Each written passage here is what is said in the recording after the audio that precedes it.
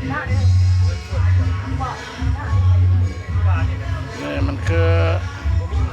เพิ่นล่อไม้เด้อเพิ่นล่อไม้เพิ่นล่อไม้เพิ่นล่อไม้เพิ่นยังบ่ได้ตั้งชื่อซ้ำจังไสแม่นชื่อพระพุทธรูปหยังเนาะมีอยู่4 องค์เด้ออันนี้อยู่4 องค์เพิ่นเฮ็ดเพิ่นฮู้จักอยู่บ่เป็นพระพุทธรูปหยังเนาะเพิ่นเฮ็ดพระพุทธรูปหยังว่าเป็นพระพุทธรูปหยังเพิ่นว่าเพิ่นสิเฮ็ดพระหยังเพิ่นสิเฮ็ดพระบ่หรือว่าอย่าแม่เนาะเบิ่งนี่เพชรยิงเด้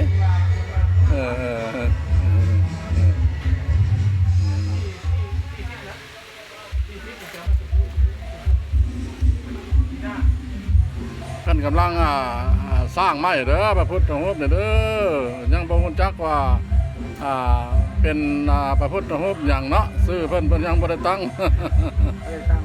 ยังบ่ได้ตั้งชื่อเพิ่นกำลังรอไม้